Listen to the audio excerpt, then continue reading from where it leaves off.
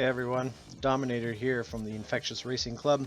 We're going over the St. Patrick's Day event, and we get to use again the Lykan HyperSport at fully tuned, so this will be a little bit of fun. So let's get started. There are a lot of little things at the start to be careful of. Right here on the side, that little grassy patch where you see the Lotus just crossed over, you want to avoid that. It does slow down your acceleration. We have a Vulcan somewhere around here that would usually like to catch up from behind and kind of smack you on the side here as we approach the blue nitro bottle.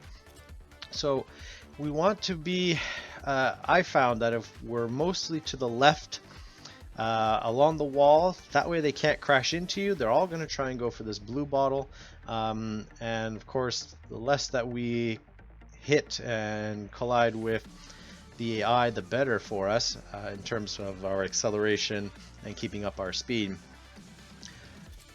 So I don't recommend going after that blue bottle. I don't recommend hitting the wall because you'll need it to have the perfect run. And around this corner here we can do a little bit of a drift, and we can use shockwave off of this ramp here. And we'll keep it going because once we bounce off that lift or that bit of a hill, we'll get airtime as well. So once I finished the 360s on that jump, I turned off the nitro, let it accumulate as much as possible, and then just carefully steer the car. I got a perfect run here, so that's why I used a little bit of yellow, because my nitro bar was full. Basically what I want is that after I'm done drifting around this corner, I want to be able to get into shockwave again as quickly as possible. Try and staying off the grass as much as possible and the dirt segment on the right and a little bit on the left here. Otherwise you will slow down too, and it will be less effective for your shockwave. Here we're going to just pick up a nitro bottle. We'll get another perfect run, and we'll just use a little bit over that grassy patch. Make sure to be in a nitro state there. Here again, there's a little bit of a slow spot as we go up this little ramp here, so we're going to use that blue nitro bottle and just use what we can through it. Here, going to go into orange nitro just to get some airtime as we drop down and nicely lay up against the fence for some wall riding where we'll maintain our top speed. Here's a small little drift without the accelerator on. We're going to try and get as close to the fencing on the side here as possible without really touching it, so that we can maintain some perfect runs.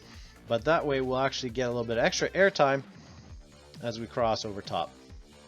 We're going to stick left and go through this section here. Try to avoid the grassy patch there on the left, as well as the grassy patch that starts to stick out on the right hand side and takes up that first segment of the jump. That will also slow you down. I'm going to do some 360s here.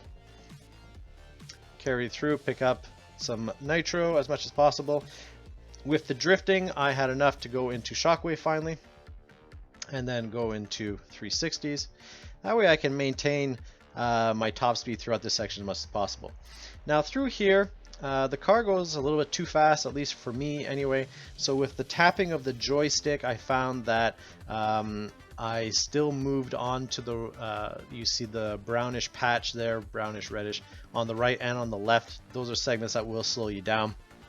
So I found it actually better to use drifting through this section a little bit and just continue to tapping, and then I picked up enough for shockwave. Now I should have turned it off a little bit sooner, because you want to avoid this grassy patch here. I also recommend avoiding that blue nitro bottle that we just passed, because it's kind of a red herring. Once you go to get it, there's like grassy patches there, so it nullifies the effect of that blue nitro bottle. I actually hit that little grassy patch. I could have made a little bit better time. We're going to try and hit that jump a little low, because if we hit it too high, we run the risk of hitting the side of the mountain, and then we get no barrel roll as a result. And through here, we're going to drift in midair, so that with the nitro bottle and then the drifting and the barrel roll that we just completed behind us, we should be able to move into shockwave to come across the finish line with everything we've got.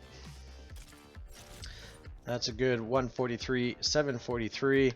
That is good enough as well to finish all of the milestones here, or all the conditions I should say, and then set yourself up well hopefully for top 1%. Top 1%. There we go. Good luck to you racers, and I'll see you in the top 1%.